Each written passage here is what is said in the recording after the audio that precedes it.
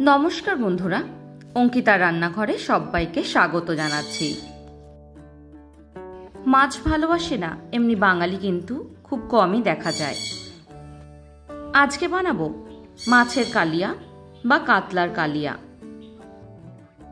कातलार कालिया बानानोर जोन्नो प्रथमे एकटा पेस्ट तैरी करे नेब। तार जोन्नो निये निচ্ছি पेঁয়াজ, तार संगे निये निलाम रसुन और लंका। अल्प एकटु जल दिए একটা খুব ভালো করে পেস্ট তৈরি করে নেব। পেস্টটা কিন্তু খুব বেশি মিহি করার প্রয়োজন নেই, অল্প একটুখানি বেটে নিলেই হবে। অপরদিকে একটা কড়াইয়ের মধ্যে নিয়ে নিয়েছি তেল। এবার তার মধ্যে নুন হলুদ মাখিয়ে রাখা মাছগুলোকে এক এক করে দিয়ে দেব। সবকটা মাছ এক এক করে দেওয়া হয়ে গেছে। এবার খুব ভালো করে গ্যাসের ফ্লেমটাকে মিডিয়াম টু হাইতে রেখে এক পিঠটা খুব ভালো করে ভেজে নেব।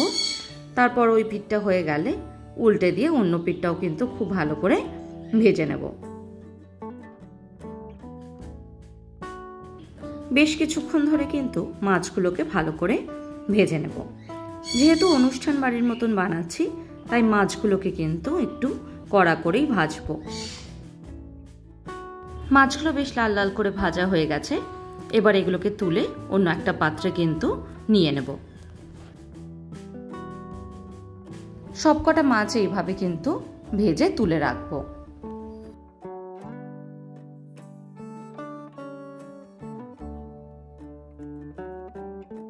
এবার ওই তেলের মধ্যেই ফোড়নে দিয়ে দিচ্ছি কালো জিরে আর দুটো শুকনো লঙ্কা। ফোড়নটাকে কিন্তু কিছু সেকেন্ডের জন্য খুব ভালো করে ভেজে নেব। ফোড়ন থেকে সুন্দর গন্ধ বেরোতে শুরু করলে তার মধ্যে দিয়ে দিচ্ছি লম্বা করে কেটে নেওয়া আলুর টুকরোগুলো।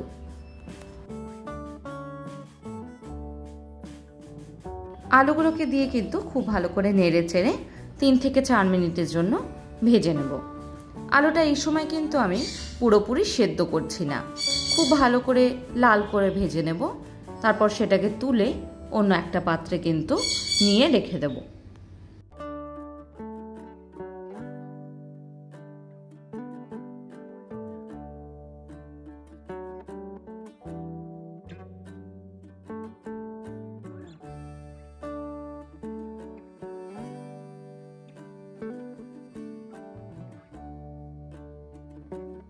সবকটা আলু কিন্তু এবার এইভাবে তুলে আলাদা করে একটা অন্য পাত্রে নিয়ে নেব।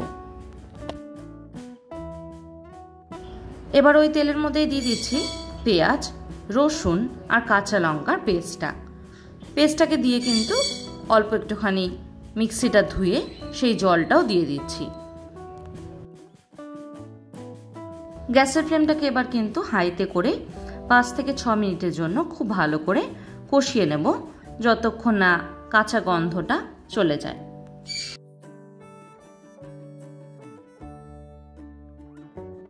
মশলা থেকে তেল ছাড়তে শুরু করে দিয়েছে। এবার দিয়ে দিচ্ছি 1.5 চামচ নুন, 1 চামচ জিরের গুঁড়ো, 1 চামচ হলুদ গুঁড়ো আর 1.5 চামচ মতন কাশ্মীরি লাল লঙ্কা। গ্যাসের ফ্লেমটা একদম লোতে করে দেব। তারপর খুব ভালোভাবে কিন্তু কষিয়ে নেব।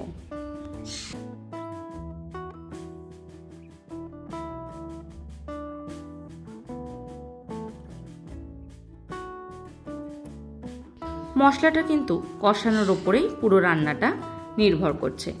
যত ভালো করে মশলাটা কষানো হবে তার টেস্ট কিন্তু ততটাই বেরিয়ে আসবে। মশলা থেকে তেল ছাড়তে শুরু করে দিয়েছে। এবার দিয়ে দিলাম আগের থেকে ভেজে নেওয়া আলুগুলোকেও দিয়ে কিন্তু খুব ভালো করে একবার মিশিয়ে নেব মশলার সাথে।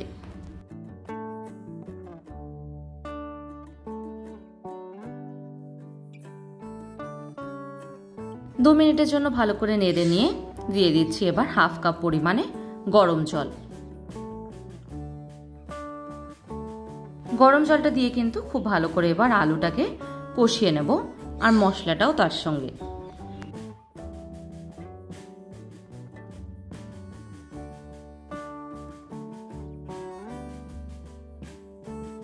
মশলাটা খুব ভালো করে কষানো হয়ে গেছে। এই সময় কিন্তু দিয়ে দেব 4 থেকে 5টা কাজু, সেটাকে অল্প জল দিয়ে মিক্সারের মধ্যে একটা পেস্ট বানিয়ে নিয়েছি। সেটা কাজুর পেস্টটা দিলে কিন্তু রান্নার টেস্টটা একদম দ্বিগুণ বেড়ে যায়।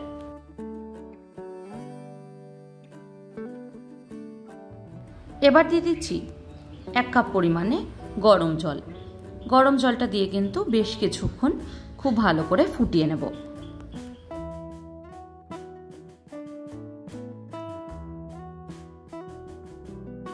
ঝোলটা খুব ভালো করে ফোটানো হয়ে গেছে। দেখুন কি সুন্দর একটা রং বেরিয়ে এসছে। এই সময় দেখে নেব আলুগুলো পুরোপুরি সেদ্ধ হয়েছে কিনা। আলুগুলো খুব ভালো করে কিন্তু সেদ্ধ হয়ে গেছে। এবার দিয়ে দেব আগের থেকে ভেজে নেওয়া মাছের টুকরোগুলো।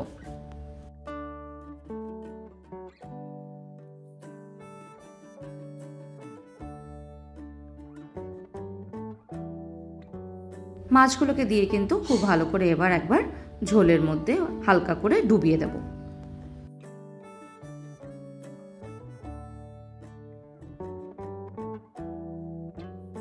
এবার দিয়ে দিচ্ছি অল্প কটা কিশমিশ। আপনারা যদি বাড়িতে বানান সেক্ষেত্রে কিন্তু কিশমিশটা স্কিপ করতে পারেন। তারই সঙ্গে দিয়ে দিচ্ছি 1/2 চামচ গরম মশলার গুঁড়ো। গরম মশলার গুঁড়োটা দিয়ে ঢাকা দিয়ে কিন্তু এবার 5 মিনিটের জন্য ফুটিয়ে নেব। 5 মিনিট পর ঢাকাটাকে খুলে নেব। তারপর খুব ভালো করে একবার কিন্তু নেড়ে নেব। সামনে কিন্তু জামাই ষষ্ঠী। এইভাবে কাতলার কালিয়া বানিয়ে কিন্তু আপনারা সার্ভ করতে পারেন। আজকের মতন এইটুকুই। আবার দেখা হবে নতুন কোনো রেসিপি নিয়ে। ভালো থাকবেন, সুস্থ থাকবেন। ধন্যবাদ।